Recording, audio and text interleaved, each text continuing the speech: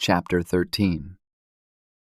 In the 149th year, it was told Judas that Antiochus Eupator was coming with a great power into Judea, and with him Lysias his protector, and ruler of his affairs, having either of them a Grecian power of footmen, 110,000, and horsemen 5,300, and elephants 22, and 300 chariots armed with hooks. Menelaus also joined himself with them, and with great dissimulation encouraged Antiochus, not for the safeguard of the country, but because he thought to have been made governor. But the King of Kings moved Antiochus's mind against this wicked wretch, and Lysias informed the king that this man was the cause of all mischief, so that the king commanded to bring him unto Berea, and to put him to death, as the manner is in that place. Now there was in that place a tower of 50 cubits high, full of ashes, and it had a round instrument which on every side hang down into the ashes. And whosoever was condemned of sacrilege, or had committed any other grievous crime, there did all men thrust him unto death. Such a death it happened that wicked man to die, not having so much as burial in the earth, and that most justly. For inasmuch as he had committed many sins about the altar, whose fire and ashes were holy, he received his death in ashes. Now the king came with a barbarous and haughty mind to do far worse to the Jews than had been done in his father's time. Which things when Judas perceived, he commanded the multitude to call upon the Lord night and day, that if ever at any other time he would now also help them, being at the point to be put from their law, from their country, and from the holy temple, and that he would not suffer the people, that had even now been but a little refreshed, to be in subjection to the blasphemous nations. So when they had all done this together, and besought the merciful Lord with weeping and fasting, and lying flat upon the ground 3 days long, Judas, having exhorted them, commanded they should be in a readiness. And Judas, being apart with the elders, determined, before the king's host should enter into Judea, and get the city, to go forth and try the matter in fight by the help of the Lord. So when he had committed all to the Creator of the world, and exhorted his soldiers to fight manfully, even unto death, for the laws, the temple, the city, the country, and the commonwealth, he camped by Modan. And having given the watchword to them that were about him, victory is of God, with the most valiant and choice young men he went into the king's tent by night, and slew in the camp about 4,000 men, and the chiefest of the elephants, with all that were upon him. And at last they filled the camp with fear and tumult, and departed with good success. This was done in the break of the day, because the protection of the Lord did help him. Now when the king had taken a taste of the manliness of the Jews, he went about to take the holds by policy, and marched toward Bethsura, which was a strong hold of the Jews, but he was put to flight, failed, and lost of his men. For Judas had conveyed unto them that were in it such things as were necessary. But Rhodicus, who was in the Jews' host, disclosed the secrets to the enemies, therefore he was sought out, and when they had gotten him, they put him in prison. The king treated with them in Bethsum the second time, gave his hand, took theirs, departed, fought with Judas, was overcome, heard that Philip, who was left over the affairs in Antioch, was desperately bent, confounded, entreated the Jews, submitted himself, and sware to all equal conditions, agreed with them, and offered sacrifice, honored the temple, and dealt kindly with the place, and accepted well of Maccabeus, made him principal governor from Ptolemais unto the Geranians. Came to Ptolemais, the people there were grieved for the covenants, for they stormed, because they would make their covenants void.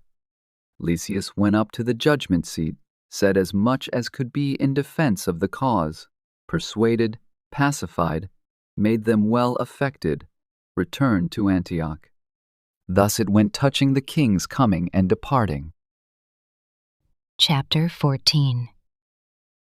After 3 years was Judas informed that Demetrius, the son of Seleucus, having entered by the haven of Tripolis with a great power and navy, had taken the country and killed Antiochus and Lysias, his protector.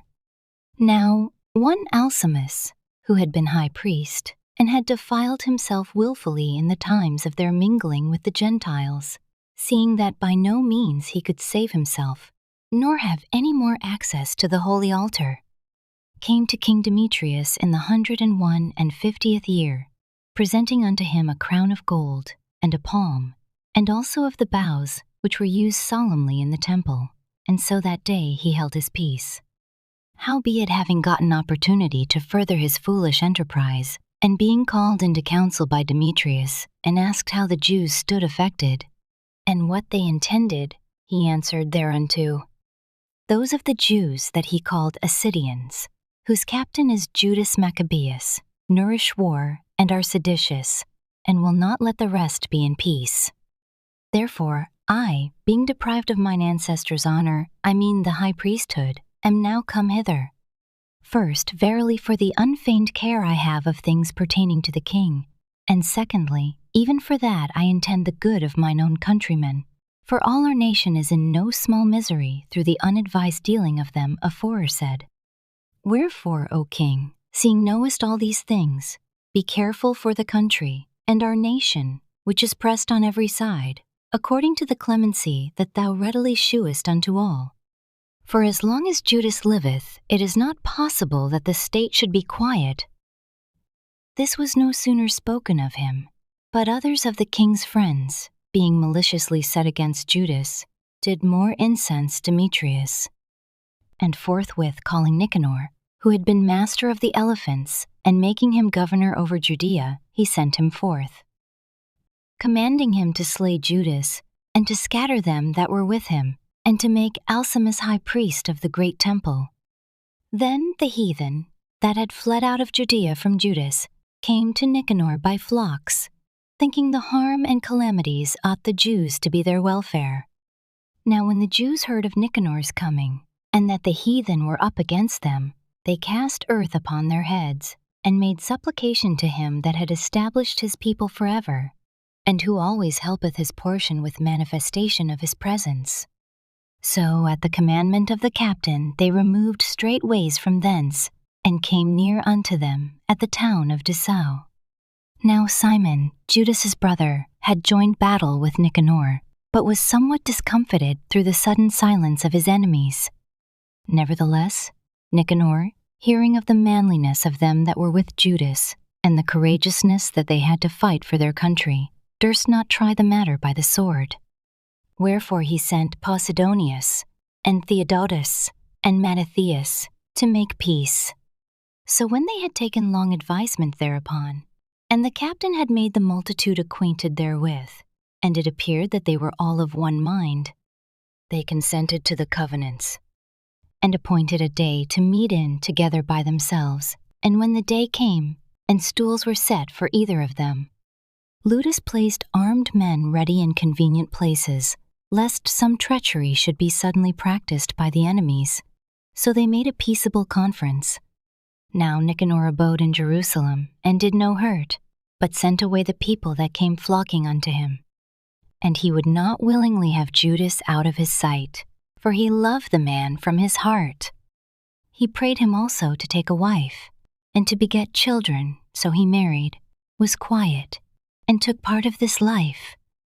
But Alcimus, perceiving the love that was betwixt them, and considering the covenants that were made, came to Demetrius, and told him that Nicanor was not well affected toward the state, for that he had ordained Judas, a traitor to his realm, to be the king's successor.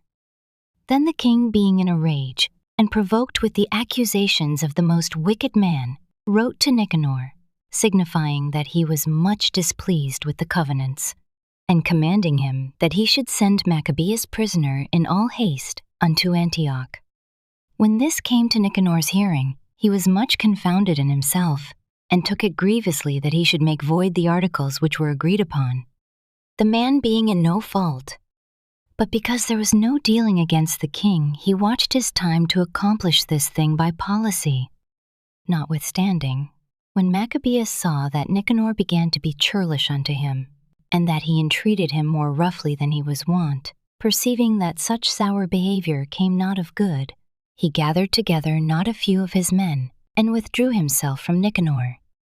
But the other, knowing that he was notably prevented by Judas' policy, came into the great and holy temple, and commanded the priests that were offering their usual sacrifices to deliver him the man. And when they sware that they could not tell where the man was whom he sought, he stretched out his right hand toward the temple, and made an oath in this manner: If ye will not deliver me Judas as a prisoner, I will lay this temple of God even with the ground, and I will break down the altar, and erect a notable temple unto Bacchus. After these words he departed. Then the priests lifted up their hands toward heaven, and besought him that was ever a defender of their nation, saying in this manner: Thou, O Lord of all things, who hast need of nothing, wast pleased that the temple of thine habitation should be among us. Therefore now, O holy Lord of all holiness, keep this house ever undefiled, which lately was cleansed, and stop every unrighteous mouth. Now, was there accused unto Nicanor one Rhazes, one of the elders of Jerusalem, a lover of his countrymen, and a man of very good report, who for his kindness was called a father of the Jews. For in the former times, when they mingled not themselves with the Gentiles, he had been accused of Judaism, and did boldly jeopard his body and life with all vehemency for the religion of the Jews. So Nicanor, willing to declare the hate that he bare unto the Jews, sent above 500 men of war to take him, for he thought by taking him to do the Jews much hurt. Now when the multitude would have taken the tower, and violently broken into the outer door, and bade that fire should be brought to burn it, he being ready to be taken on every side fell upon his sword, choosing rather to die manfully, than to come into the hands of the wicked, to be abused otherwise than beseemed his noble birth. But missing his stroke through haste, the multitude also rushing within the doors, he ran boldly up to the wall, and cast himself down manfully among the thickest of them. But they quickly giving back, and a space being made, he fell down into the midst of the void place. Nevertheless, while there was yet breath within him, being inflamed with anger, he rose up, and though his blood gushed out like spouts of water, and his wounds were grievous, yet he ran through the midst of the throng, and standing upon a steep rock, when as his blood was now quite gone, he plucked out his bowels, and taking them in both his hands, he cast them upon the throng, and calling upon the Lord of life and spirit to restore him those again, he thus died. Chapter 15. But Nicanor, hearing that Judas and his company were in the strong places about Samaria, resolved without any danger to set upon them on the Sabbath day. Nevertheless, the Jews that were compelled to go with him said, O destroy not so cruelly and barbarously, but give honor to that day, which he, that seeth all things, hath honored with holiness above all other days. Then the most ungracious wretch demanded if there were a mighty one in heaven that had commanded the Sabbath day to be kept. And when they said, There is in heaven a living Lord, and mighty, who commanded the seventh day to be kept. Then said the other, And I also am mighty upon earth, and I command to take arms, and to do the king's business. Yet he obtained not to have his wicked will done. So Nicanor, in exceeding pride and haughtiness, determined to set up a public monument of his victory over Judas and them that were with him. But Maccabeus had ever sure confidence that the Lord would help him. Wherefore he exhorted his people not to fear the coming of the heathen against them, but to remember the help which in former times they had received from heaven, and now to expect the victory and aid which should come unto them from the Almighty. And so comforting them out of the law and the prophets, and withal putting them in mind of the battles that they won afore, he made them more cheerful. And when he had stirred up their minds, he gave them their charge, shewing them therewithal the falsehood of the heathen and the breach of oaths. Thus he armed every one of them, not so much with defense of shields and spears, as with comfortable and good words. And beside that he told them a dream worthy to be believed, as if it had been so indeed, which did not a little rejoice them. And this was his vision, that Onias, who had been high priest, a virtuous and a good man, reverend in conversation, gentle in condition, well spoken also, and exercised from a child in all points of virtue, holding up his hands prayed for the whole body of the Jews. This done, in like manner there appeared a man with grey hairs, and exceeding glorious, who was of a wonderful and excellent majesty. Then Onias answered, saying, This is a lover of the brethren, who prayeth much for the people, and for the holy city, to wit, Jeremias the prophet of God. Whereupon Jeremias, holding forth his right hand, gave to Judas a sword of gold, and in giving it spake thus, Take this holy sword, a gift from God, with the which thou shalt wound the adversaries. Thus being well comforted by the words of Judas, which were very good, and able to stir them up to valor, and to encourage the hearts of the young men, they determined not to pitch camp, but courageously to set upon them, and manfully to try the matter by conflict, because the city and the sanctuary and the temple were in danger. For the care that they took for their wives, and their children, their brethren and folks, was in least account with them, but the greatest and principal fear was for the holy temple. Also they that were in the city took not the least care, being troubled for the conflict abroad.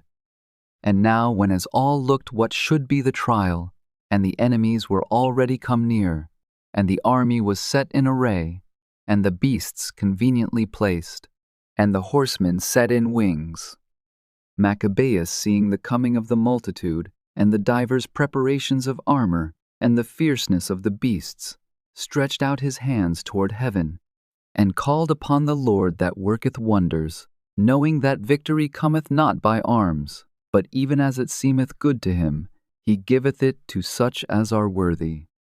Therefore in his prayer he said after this manner, O Lord, thou didst send thine angel in the time of Ezekias king of Judea, and didst slay in the host of Sennacherib 185,000. Wherefore now also, O Lord of heaven, send a good angel before us for a fear and dread unto them. And through the might of thine arm let those be stricken with terror that come against thy holy people to blaspheme. And he ended thus. Then Nicanor and they that were with him came forward with trumpets and songs. But Judas and his company encountered the enemies with invocation and prayer, so that fighting with their hands, and praying unto God with their hearts, they slew no less than 35,000 men, for through the appearance of God they were greatly cheered. Now when the battle was done, returning again with joy, they knew that Nicanor lay dead in his harness.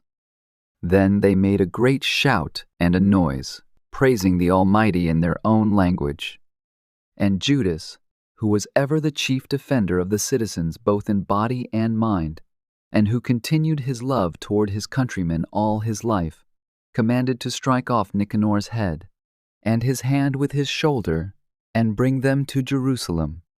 So when he was there and called them of his nation together, and set the priests before the altar, he sent for them that were of the tower, and shewed them vile Nicanor's head, and the hand of that blasphemer, which with proud brags he had stretched out against the holy temple of the Almighty. And when he had cut out the tongue of that ungodly Nicanor, he commanded that they should give it by pieces unto the fowls, and hang up the reward of his madness before the temple. So every man praised toward the heaven the glorious Lord, saying, Blessed be he that hath kept his own place undefiled. He hanged also Nicanor's head upon the tower, an evident and manifest sign unto all of the help of the Lord. And they ordained all with a common decree in no case to let that day pass without solemnity, but to celebrate the 30th day of the 12th month, which in the Syrian tongue is called Adar, the day before Mardocheus' day. Thus went it with Nicanor, and from that time forth the Hebrews had the city in their power. And here will I make an end. And if I have done well, and as is fitting the story, it is that which I desired, but if slenderly and meanly, it is that which I could attain unto. For as it is hurtful to drink wine or water alone, and as wine mingled with water is pleasant, and delighteth the taste, even so speech finely framed delighteth the ears of them that read the story. And here shall be an end.